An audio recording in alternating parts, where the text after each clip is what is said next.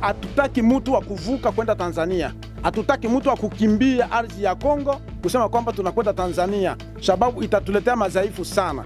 Ntabwo dushaka umuntu wambuka umupaka ajya muri Tanzania, ntabwo dushaka umuntu hunga ubutaka bwa Kongo avuga ngo agiye muri Tanzania, kubera ko ibi bintu biratuzanira akaga gakomeye. Uyu ni William Amuri Yakutuma mu kiganiro n'abanyamakuru. Nyakubahwa, hano habaye inama yahuje abayobozi batandukanye biga ku kibazo cy'intambara iri kubera muri kano gace. Wewe wayitabiriye byari byifashe biti? Kulingana na hali ya vita ambavyo imejitokeza katika nchi yetu ya Kongo, bitewe n'uburyo intambara iri mu gihugu cyacu ihagaze, vita vya uvamizi kutoka Rwanda, intambara yatwinjiriye iturutse mu Rwanda, ni ngombwa ko twagombaga guhura twese hamwe ari abazalendo bari kurwanira igihugu cyabo.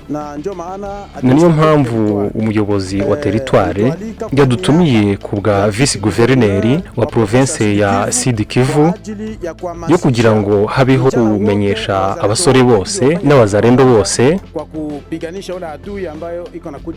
kugira ngo dushobore guhangana n'umwanzi uri kuva iyo ngiyo.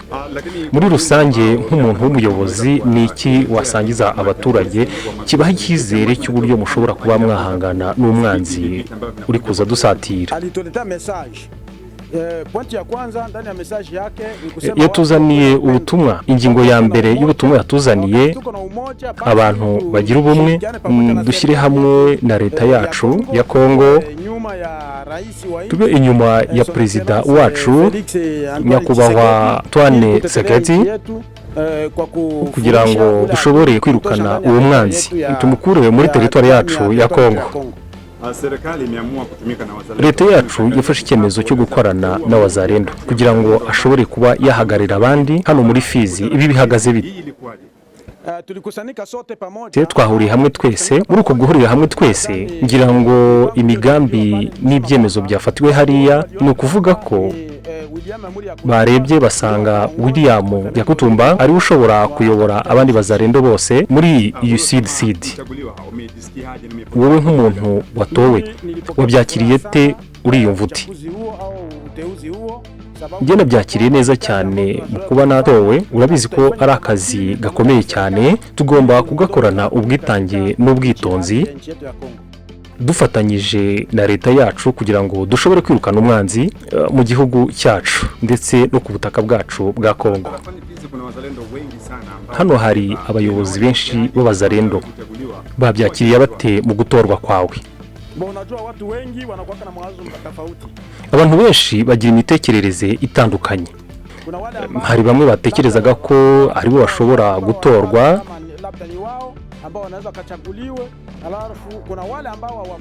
ndanabizi ko hari n'abatishimye, ariko abenshi bishimye. Kandi ni amatora yabaye hagati yacu twebwe abazalendo. Ntabwo ari ukuvuga ngo habayeho kugenwa. Oya, ntabwo ari ukugenwa.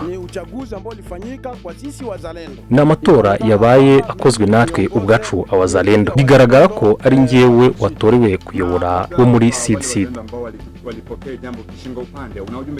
Umunyamakuru akomeza amubaza ati, ese ku bandi bazalendo bakiriye uku gutorwa kwawe nabi, wababwira iki? Kwa wale ambao walipokea kwa shingo upande, ujumbe uchaguzi huo ni kusema kwamba sisi wao peke wanajua kwamba mimi ni kiongozi, wanajua hali yangu. Baza akazi nagiye nkora, kubw'ibyo nababwira ko baze dushyire hamwe, twumvikane, dukore icyicaro hamwe. Turebe uburyo twashyira akazi mu buryo. Icyo nicyo cyonyine dukeneye. Turaza gukora ubutumire bubatumira kugira ngo tuze guhurira hamwe nimugoroba kugira ngo turebe uko twahurira hamwe. Umunyamakuru akomeza amubaza ati, abaturage bafite agahinda gakabije kubera intambara zibera hirya no hino ziza zibasatira hano muri Kivu y'Uburengerazuba. Niki wababwira kijyanye no kubaturisha?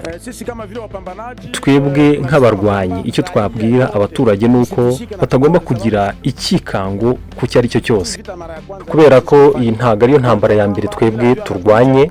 anakuja na silaha na sisi tuko na silaha. Tuzi ko umwanzi aje kandi aje afite intwaro, natwe ubwacu dufite intwaro, na tunaamini kwamba Mungu ambaye tunamuomba sisi kandi twizeye ko twebwe Imana dusaba iko upande wetu, sababu atukuchokoza nchi ya Rwanda. Ntabwo twigeze twendereza igihugu cy'u Rwanda, atukuvuka mipaka kwenda kuchokoza mtu katika nchi yao, lakini sisi ndio tunachokozwa. Ntabwo twigeze twambuka imipaka ngo tujye kugira utwendereza mu gihugu cyabo, ariko twebwe twarenderejwe. Na ikiwa tunachokozwa, tutafanya kazi nzuri, raia ikuwe kimya, raia isiogope. Kubw'ibyo kuba twenderezwa tuzakora akazi neza, abaturage bahumure ntibagire ubwoba. Turi hano kugira ngo tubarwanirire ndetse n'ibyabo. Kwa ajili ya kuwatetea wao pamoja na mali zao. Kuna kipi cha kuomba wami wa asili ambao wanashiriki kwenye mkutano wa leo? Wami wa asili tunawaomba. Niki mwabwira abantu bitabiriye iyi nama y'uyu munsi? Ati icyo twababwira no kugenda bakamenyesha abaturage. Icyo tugomba kubabwira nuko abasore bose abasore bose cyambere babandi b'abasore bujuje imyaka ibemerera kujya ku rugamba bagomba kuza tukicara hamwe tukarebera hamwe. Abasore bose babwire bagenzi babo, babwire abaturage bose baze dukora akazi hamwe. Kusema kwamba hatutaki mtu wa kuvuka kwenda Tanzania. Hatutaki mtu wa kukimbia ardhi ya Kongo kusema kwamba tunakwenda Tanzania, sababu itatuletea madhaifu sana.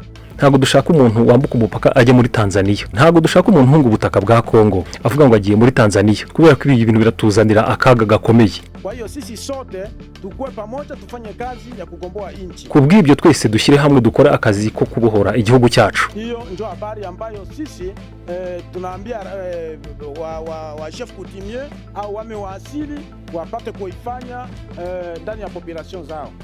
Twebwe ayo niyo makuru yacu twabwira abayobozi b'umuco, ibyo tubabwiye bashobore kubishyira mu bikorwa ndetse no mu baturage bayobora. Umunyamakuru akomeza mubaza ati harabavuga ku bijyanye na M23, harabavuga ngo Kiseketi yicere ku meza y'ibiganiro na M23.